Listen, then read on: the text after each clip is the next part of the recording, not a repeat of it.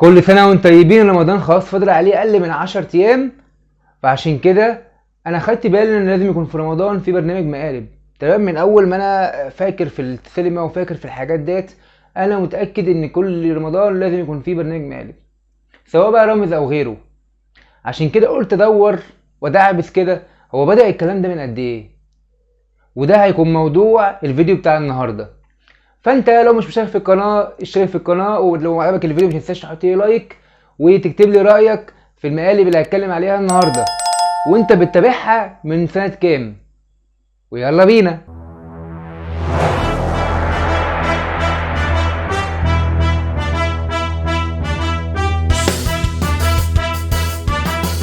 ناس كتيره جدا متعرفش المعلومه دي، ولكن اللي جاب برنامج المقالب في مصر واول واحد عمل برنامج مقالب كان الفنان الكبير الراحل فؤاد المهندس، وعمل برنامج الكاميرا الخفية سنة 1983، وهو اللي بدأ مسيرة البرامج دي كلها.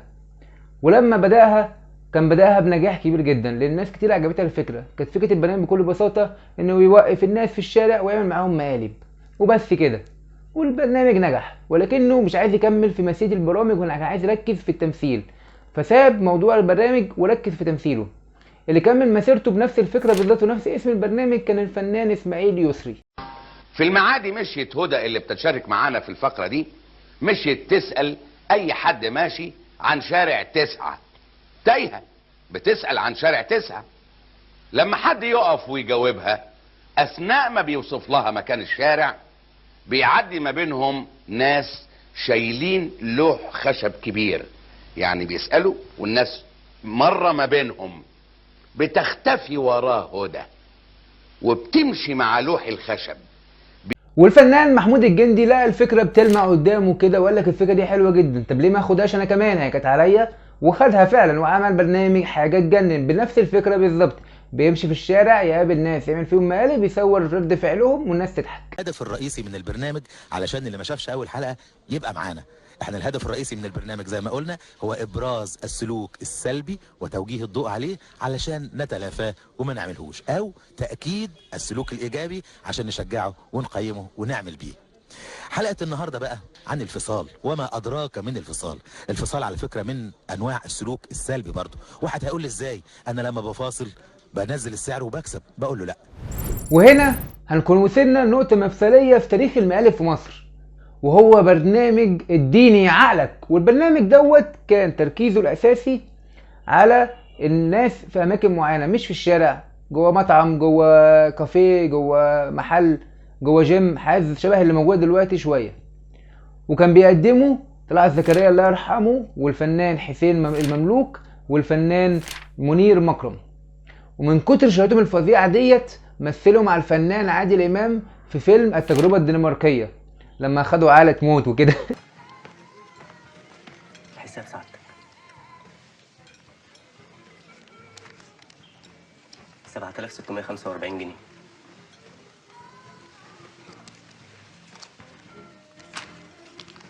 اديله 8000 واخلص.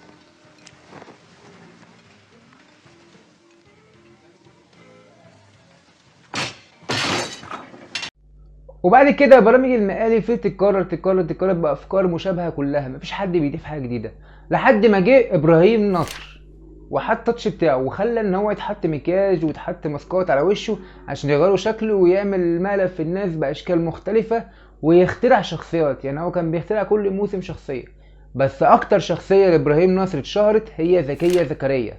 وشخصيه زكيه زكريا من كتر حب الناس فيها عملوا لها فيلم.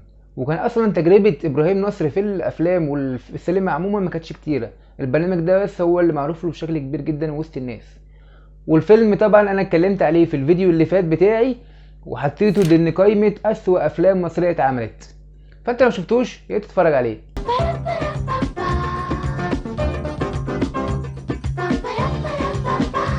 انت مش عارفه ان ده محل ايه؟ محل مين؟ محل انا ما اعرفش، ما اعرفش. لا محل يا ست اهو. لا انا مش عرفني، ونفترض محلك ما تزقش الرجاله، عيب كده. يلا. والفكره الكرييتيف اللي بعد كده من نصيب الفنان الكبير اشرف عبد الباقي، والفكره بتاعته كان باسم مقلب دوت كوم. والفكره باختصار كان بيصوروا مقلب في ناس في اي مكان مقفول او يعني في الشارع عادي برضو، وبعد كده بيعرضوا المقلب دوت في الاستوديو في وسط وجود جمهور عشان نشوف رد فعلهم ونصوره، وكمان ضيف حلقه الفنان اشرف عبد الباقي كان بيساله اسئله. فاحنا كده بنشوف رد فعل الناس جوه المقلب اللي هم مصورينه اصلا، وكمان رد فعل الجمهور اللي بيتفرج على المقلب ده في الاستوديو. كابتن عبد الله. هو كابتن عبد الله. هو ده. اتفضل. خد النهارده. بعتلها النهارده. صوت حضرتك هو صوتك فين؟ لا مفيش، بس ما طب هو بايظ وعايزين يرجعوا ناخد فلوس يعني. ما نرجعش. ايه الكتكوت اللي انت جايباه ده؟ لا بقول لك ايه ده؟ بقول لك ما تغلطش. وبعد كده كان الناس زهقت من الافكار المكرره كتير اللي بيقعدوا يكرروا فيها كل شويه، يعملوا مقلب في الناس في الشارع، يعملوا مقلب في الناس في الاستوديو، يقعدوا يعملوا مقالب في الناس. فالفنانه نشوى مصطفى جت بفكره جديده واسم برنامج جديد اسمه نجومنا في اليابان.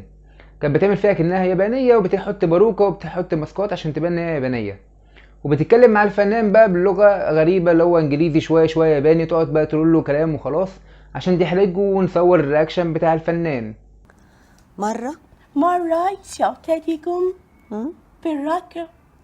في الرجل. ها. في الرجل. الرجل. الركب. ليس هذا الركب. أدري. لا، الرجل لا تستطيع المرأة أن تعيش بدون رجل. ودلوقتي نروح لأكتر البرامج المقالب المعروفة لحد الوقت ده، رغم ان هي عدى لها أكتر من 10 سنين، وهو برنامج حيلهم بينهم. والبرنامج ده كان من تقديم الفنان عمرو رمزي، وكانت فكرته بكل بساطة بيجيبوا الفنان ويقعدوا وهو يستفزه سواء بالكلام او بالحركات لحد ما يطلع الغضب اللي جواه ويعمل رياكشنات حلوة الناس تضحك عليها. النيولوك وعمليات التجميل افادتك؟ عمليات ايه؟ التجميل. لا لا لا لا لا، ده تهريج. بقول لك يا استاذ طارق، لا سامو من غير تجريح، احنا بس كل حكايه عايزين نعمل حلقه قويه، يعني مش عايزك تعيد كلام قلته في برامج قبل كده في قنوات تانية، كل حكايه انا عايزك تقول كلام جديد. تقول لي مش عارف ايه وبعد كده نروح لبرامج حسين الامام، والبرامج دي كانت ناجحه ولكن سبب ذكري ليها في الفيديو دوت ان غالبا هي السبب اصلا في ان رامز جلال يخش مجال المقالب، لانه اتعمل فيه مقلب في برنامج حسين في الاستوديو، وده كان تاني او تالت برنامج عمله حسين الامام، والمقلب ضايقه جدا، فواضح ان هو اتحط الموضوع على نفسه قوي وقرر ينتقم من كل الفنانين. يا ستي ايه اللي هيفرق واحنا بنصور؟ ايوه هنصور دلوقتي. هنتنيل نصور نبقى نقعد. طب ماشي. لو انا بقول لك ايه بصي، ابعدي من هنا، انت اللي عملت لنا الليله سود. ابعدي. لا خلاص يخرب بيتك. يا وش المصيبه. يا عم ده جنان يا عم والله. انت اللي موقعه بينك. انت اللي موقعه بينك. خلاص يا ست، خلاص الله يخرب بيتك. يا خبر اسود يا استاذ رامز، والله هي اللي موقعه بيننا وبين بعض. احسن عملت فيها ايه؟ خلينا بقى نشوف وشك يا اختي يا جماعه. عموما من فوق 2009 لحد 2014 كان كل برامج المقالب في رمضان او في اي وقت من السنه بتكون مركزه على الممثلين، تجيبهم تستفزهم وتجننهم وبعدين يصوروا مشاهد بتاعت الرياكشنات بتاعتهم ويوروها لنا نضحك عليها، وبعد كده يعرفوا الممثل انه مقلب وكده. وبعد كده ندخل لرامز جلال اللي دخل برجله الشمال حرفيا في المجال وما رحمش اي ممثل. ورامز جلال بدأ ببرنامج رامز قلب الاسد، وكانت فكرة البرنامج ده ان بيحبس ناس في اسانسير ويفضل ينزلهم في الاوضة اللي فيها الاسد ويخوفهم بيه، بس كان في حدود، الاسد كان في قفص فكان الموضوع محمي ومسيطرين على الموضوع، يعني ما فيهاش اي مشكلة يعني. وبعد كده فضل على الموال ده وفضل يعمل حاجات كويسة نوعا ما فيها حدود لحد رامز عنخامون. حرفيا البرنامج بتاع رامز دوت هو السبب في كل اللي هو وصله، لان هو كان غالبا كده او حرفيا كمان ان الوطن العربي كله كان بيتفرج عليه.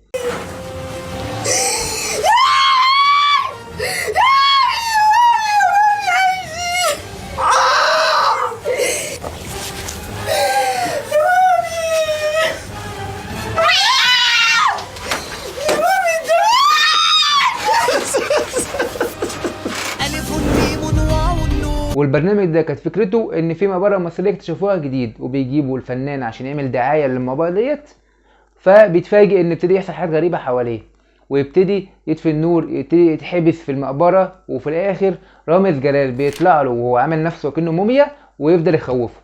طبعا ناس كتيرة جدا قالت ان المقلب حلو، بس برضو من وجهة نظر انت كمتفرج برضو الموضوع ده كده اوفر. ممكن يحصل حاجة للفنان، ممكن يحصل له هارت اتاك او يحصل له اي حاجة او هبوط بسبب الخوف اللي بيبقى فيه. ده غير ان رامز جلال جاب ممثلين كبار في السن، فده برضو غلط. وقال لك ان كل حاجة بتأمنها وفي دكاترة، بس ده كله مش هينفعهم، ممكن واحد فيهم فعلا يموت. والحمد لله البرنامج عمل ضجة كبيرة وما حصلش حاجة لأي حد من الناس اللي شاركوا في البرنامج، رغم ان في مشاكل شوية جات من هيفاء وهبي وكذا ممثل تانيين، بس عدى على خير وشهرته كبرت جدا لدرجة ان هو معروف في الوطن العربي كله. فرامز جلال مش يهدى ويقول خلاص كده نهدي اللعب شوية، لا، عمل برامج تانية بأفكار أكثر خطورة للممثل أو الشخص اللي اتعمل فيه المقلب، زي رامز كرش البحر وزي برنامج رامز بيلعب بالنار. الحاجات دي كلها كانت خطر على الممثلين، بس الناس شايفين ان هي سبوبة حلوة، فكان لازم يكون في ناس تظهر كل كام سنة تحاول تنافس رامز، واولهم كان الفنان هاني رمزي. والفنان الكبير هاني رمزي خد فكرة البرنامج حرفيا من رامز وطبقها هي وسمى البرنامج هاني في الأدغال. والبرنامج دوت كان تأييد لرامز بطريقة مستفزة، كان بيجيب الممثل او الفنان ويفضل يخليه يخاف بعربية هو جايبها ويخبطه يمين وشمال ويحس العربية تقلب وان هو هيموت، ويفضل يتريق عليه عن طريق لو بيشوف ردة فعله ويتريق على ردة فعله ويتريق على شكله. وفي الاخر بعد ما الفنان يجيب اخره ويجيب جاز يظهر له يقول له هاي انا هاني كنت عامل فيك مقلب. وبرنامج هاني رمزي استمر 3 مواسم، بعد كده ادرك ان هو ما يقدرش ينافس رامز وان هو بيقلده وبس، فما ينفعش يوصل لمستواه. بعد كده الفنان الكبير محمد فؤاد قال لك هي جت عليا يعني، وراح عمل لك فوقش في المعسكر، وتقريبا كده مفيش حد اتفرج على البرنامج اصلا، عشان كده ما جربش يعمل ليه موسم تاني. وبعد كده بنلاقي نور جاي من بعيد وهو برنامج الصدمة. برنامج الصدمة رجعنا فيه تاني اننا نعمل مقالب في الناس في الشارع، ولكن المختلف بقى ان المقالب ديت مش هزار، المقالب ديت توعوية وانسانية، وبتقوم على فكرة الناس هتعمل ايه لو شافت مثلا ولد بيضرب ابوه المسن او ولد بيضرب امه الكبيرة في السن. هنشوف ردة فعل الناس، هنشوف قد ايه هما فيهم انسانية، قد ايه الوطن العربي لسه فيه الخير. وبرنامج فكرته جميلة جدا جميلة جدا جدا جدا، وخلوا المقالب من حاجة كوميدية لحاجة انسانية وتوعوية. والحمد لله البرنامج دوت مكمل معانا للسنة دي، ومتأكد عرضه على قناة MBC مصر قبل الفطار. وفي نهاية الفيديو احب اوجه رسالة مهمة جدا، يا ريت ان هما يكتروا من برامج زي الصدمة، حاجة ليها لازمة بجد، وينهوا المهزلة بتاعت رامز، لان نتأكد ان رامز هيكون معانا السنة دي برضو، وهيكون اسم البرنامج بتاعه رامز نيفر اند. فيا ريت يند بقى، لان الموضوع بقى ماسخ جدا. كل سنة رامز بيجيب الممثلين يقل منهم ويستفزهم وممكن يوصلهم ان هو يأذيهم، كل ده عشان يضحك الناس، فالموضوع ممكن يقلش منه في مرة والممثل يحصل له حاجة، فمالوش داعي اصلا.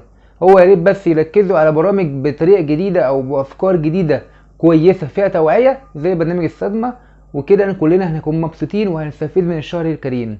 وشهر رمضان اصلا هو شهر العبادة، فمش لازم تحط وقتك كله لمشاهدة الافلام والمسلسلات، خلي تلتين وقتك على الاقل للقرآن والصلاة، والتلت لو عندك وقت اتفرج على الحاجات ديت. وفي نهاية الفيديو احب اقول لكم ما تنسوش تعملوا اشتراك في القناة وتفعلوا زر الجرس، ولو انت عجبك الفيديو ما تنساش تديني لايك وتشيرني عندك على البروفايل.